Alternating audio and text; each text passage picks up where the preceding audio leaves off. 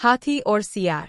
चंदनवन एक विशालकाय जंगल था। जंगल में सभी प्रकार के जानवर रहते थे। जंगल में मोती नाम का एक हाथी भी रहता था। मोती हाथी का शरीर काफी बड़ा था। एक बार चंदनवन में दूसरे वन से घूमते घूमते एक सियार आया। सियार ने जब मोती हाथी को देखा तब उसे देखकर सियार के मुंह में पानी आने लगा।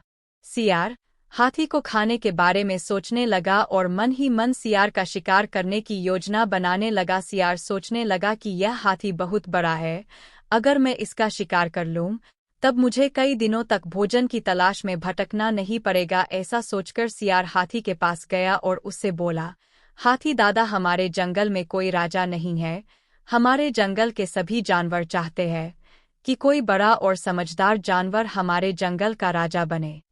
आप बड़े और समझदार दोनों हैं, क्या आप हमारे जंगल का राजा बनना पसंद करोगे? सियार की बात सुनकर हाथी खुश हो गया। उसने राजा बनने के लिए हाँ बोल दिया। इस पर सियार ने हाथी को अपने साथ चलने के लिए बोला। हाथी राजा बनने की खुशी में झूमते हुए सियार के साथ जाने के लिए तैयार हो गया। सियार हाथी को ऐसे तालाब में ले गया जिस तालाब में दलदल था। हाथी राजा बनने की खुशी में इतना मस्त था कि वह बिना सोचे तालाब में नहाने उतर गया। जैसे ही हाथी दलदल वाले तालाब में उतरा, हाथी के पैर दलदल में धंसने लगे। उसने सियार से बोला, तुम मुझे कैसे तालाब में ले आए? मेरी मदद करो, मेरे पैर दलदल में धंस गए हैं। हाथी की बात सुनकर सियार जोर जोर से हंसने लगा और हाथी से बोला, मैं तुम्हारा शिकार करना चाहता था, इसलिए मैंने तुमसे राजा बनने की बात का झूठ बोली। अब तुम दलदल में फंसकर मर जाओगे और मैं तुमको अपना भोजन बनाऊंगा।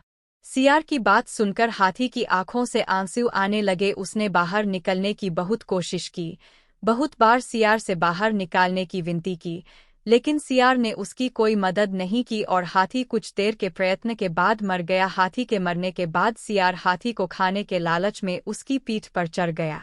हाथी को खाने के लालच में सियार यह भूल गया कि वह भी हाथी के साथ दलदल में नीचे जाता जा रहा है और अंत में सियार भी हाथी के साथ धीरे धीरे दलदल में धंस कर मर गया। इस कहानी से हमें यह शिक्षा मिलती है कि जो दूसरों के लिए बुरा करता है उसके साथ भी बुरा होता है। इसलिए हमें जीवन में कभी भी किसी के साथ बुरा नहीं करना चाहिए। अगर हम किसी के लिए बुरा करते हैं तब हमें भी अपने साथ ऐसा होने के लिए तैयार रहना चाहिए, क्योंकि बुरे कर्म का फल हमेशा बुरा होता है। इसलिए किसी के साथ कभी बुरा ना करें। आपको हमारी ये कहानी कैसी लगी और आपने इससे क्या सीखा, हमें कमेंट करके जरूर बताएं।